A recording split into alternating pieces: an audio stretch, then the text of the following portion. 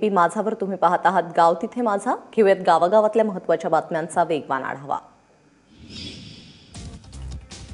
अहमदनगरमधल्या तूर खरेदी केंद्रावरती तूर खरेदी पुन्हा एकदा सुरू झाली आहे. येथील जामखेड, नगर, मिरजगाव, शेगाव, पाथर्डी आणि नेवाशामध्ये तूर खरेदी सुरू आहे.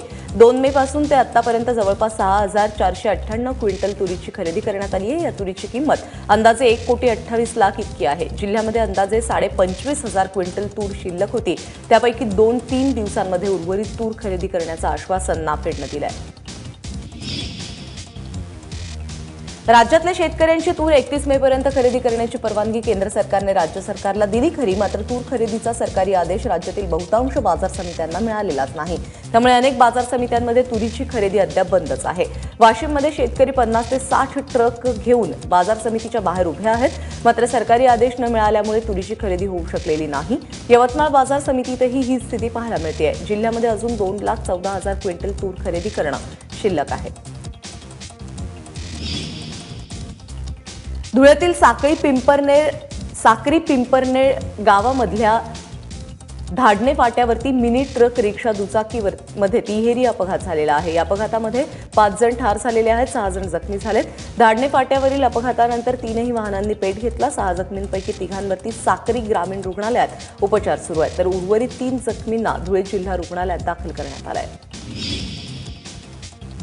यवतमाळ नागपूर मार्गावरती औषधं घेऊन जाणाऱ्या ट्रकला अपघात झालेला आहे. या ट्रक चालकासह क्लीनर गंभीर जखमी झालाय.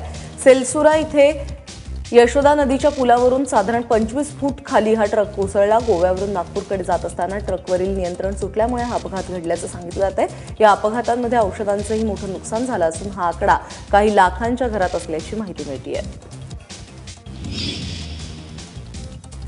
लातूर मुंबई एक्सप्रेस बिदरपर्यंत सोडण्याच्या निर्णयाचा तीव्र विरोध होतोय. लातूर रेल्वे स्थानकावरती पंढरपूर निजामाबाद एक्सप्रेस समोर रेल रोको करण्यात आला. रेल्वे बचाव कृती समितीच्या कार्यकर्त्यांनी आणि लातूरकरांनी हे आंदोलन पुकारलंय. यावेळी सरकार विरोधात जोरदार घोषणाबाजीही करण्यात आली. लातूर एक्सप्रेस बिदरपर्यंत नेण्याचा निर्णय झाल्याने लातूरकरांनी त्याला विरोध केलाय. यवतमाळ जिल्ह्यातील आर्णी नगर परिषदेला टाळं ठोकण्यात आलेलं आहे. सत्ताधारी शिवसेनेच्या विरोधात आंदोलन करत राष्ट्रवादीच्या नगरसेवकांनी हे आंदोलन केलं. शहरामध्ये पाणी टंचाई, घनकचरा, नालेसफाई, शौचालयांची चौकशी आणि आठवडी बाजाराचा ठेका या समस्या प्रलंबित आहेत. या सोडवण्याची मागणी करत हे आंदोलन करण्यात आलं. विरार जवळच्या अर्नाळा गावामध्ये हवनकुंडाचं खोदकाम करताना एक देवीची मूर्ती आढळलेली आहे. अर्नाळ्यातील कोळीवाड्यामध्ये दरवर्षी नवचंडी यज्ञ केला जातो. हवनकुंडासाठी खड्डा खोदायला सुरुवात झाली असता 3 फूट अंतरावरती देवीचा मुखवटा असलेली ही मूर्ती खोदकाम करणाऱ्यांना आढळली, त्यांच्या नजरेस पडली. त्यानंतर पूर्ण खोदकाम करून या मूर्तीला बाहेर काढण्यात आलंय. 1 फूट उंचीची ही मूर्ती आहे. संशयित चोर म्हणून ताब्यात घेतलेल्या 5 तरुणांना रत्नागिरी ग्रामीण पोलिसांनी बेदम मारहाण केल्याचा आरोप होतोय. सोमवारी रात्री शहराच्या मुख्य रस्त्यावरून पोलिसांनी या 5 जणांना चोर म्हणून ताब्यात घेतलं आणि पहाटेपर्यंत त्यांना अमानुष मारहाण केल्याचं सांगितलं जात आहे. बोटात टाचण्या टोचत तसंच कपडे काढून शॉक देण्याचा दावा पीडित तरुणांनी केलाय. गेल्या 8 दिवसांपासून शहरामध्ये चोरांनी धुमाकूळ घातलाय आणि याच अपयशातून या तरुणांना मारहाण केल्याचा आरोप केला जातोय. सांसद आदर्श ग्राम योजनेअंतर्गत अडसूळ आणि अमरावतीतील यावली शहीद हे गाव दत्तक घेण्यात आलेलं आहे. गावातील नाला खोलीकरण आणि नाल्यावरती भिंत बांधण्याचं काम जलसंपदा विभागाकडून करण्यात आलं. मात्र याबद्दल खासदारांना कोणती सूचना न देता काँग्रेस आमदार यशोमती ठाकूर आणि भाजपचे राज्यमंत्री प्रवीण पोटे यांच्या हस्ते या कामांचं उद्घाटन करण्यात आलं. जलसंपदा विभागाकडून अशा पद्धतीने डावलण्यात आल्यामुळे नाराज झालेल्या अडसूळ यांनी राज्याच्या मुख्य सचिवांकडे तक्रार दाखल केली आहे.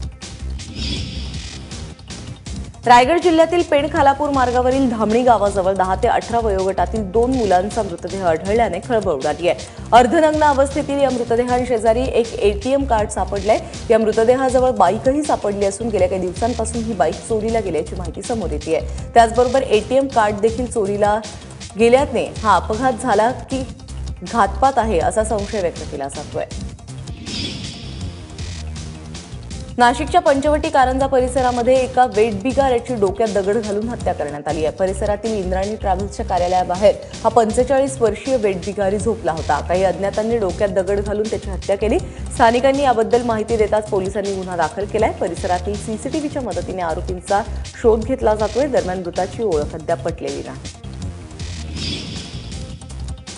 कोल्हापुरात एका प्रेमी युगुलानं आत्महत्येचा प्रयत्न केलेला आहे. हातकणंगले तालुक्यातील हर्ले गावातील एका शेतामध्ये विष पिऊन या दोघांनी आत्महत्येचा प्रयत्न केला.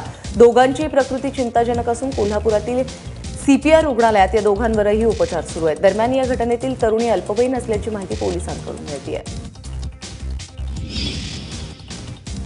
जबरदस्तीने मोबाईल नंबर मागणाऱ्या तरुणाला विरोध केल्यामुळे अल्पवयीन मुलीचा विनयभंग करण्यात आल्याची धक्कादायक घटना अहमदनगरमध्ये घडली आहे. विशेष म्हणजे पीडित तरुणीचा छळ करणाऱ्यांमध्ये 3 तरुणींचा देखील समावेश असल्याचं तपासात समोर येत आहे. पीडित तरुणी येथील कॅम्प परिसरातील नळावरती पाणी भरण्यासाठी गेली होती. यावेळी तिचा विनयभंग करण्यात आला. या प्रकरणी तरुणीने तक्रार केल्यानंतर 6 जणांवरती पोलिसांनी कारवाई केली आहे. अकोल्यातील जगतसिंग कुशवाहा हत्या प्रकरणी एका आरोपीला अटक करण्यात आली आहे. सोमवारी सकाळी आपातापा म्हैसांग रस्त्यावरती कुशवाहा यांचा मृतदेह आढळला होता. त्यांच्या मानेवरती, डोक्यावर आणि इतर ठिकाणी वार केल्याचं स्पष्ट होत आहे. त्यामुळे ही हत्या असल्याचं कळत आहे. घटनास्थळी पोलिसांना एक दुचाकी, कोयता आणि दारूच्या बाटल्या आढळल्या. त्यावरून तपास पोलीस अधिकाऱ्यांकडून अकोल्यातून एका आरोपीला अटक करण्यात आलेली आहे. अनैतिक संबंधातून हत्या झाल्याची शक्यता व्यक्त केली जाते. गोंदिया शहरामध्ये संशयास्पदपणे वावरणाऱ्या एका व्यक्तीपैकी एका व्यक्तीला पोलिसांनी अटक केलेली आहे. रेलटोली परिसरामध्ये पोलीस गस्त घालत होते. यावेळी संशयास्पदपणे वावरणाऱ्या व्यक्तीची तपासणी पोलिसांकडून केली जाते. यावेळी 4 पैकी 3 व्यक्तींना पळून जाण्यात यश आलंय, तर एकाला पोलिसांनी अटक केली आहे. या व्यक्तीकडून 6 कोयते आणि 2 दुचाकी जप्त करण्यात आल्यात. कोयते घेऊन फिरण्यामागे या व्यक्तीचा नेमका काय उद्देश होता याचा पोलीस तपास करतायत.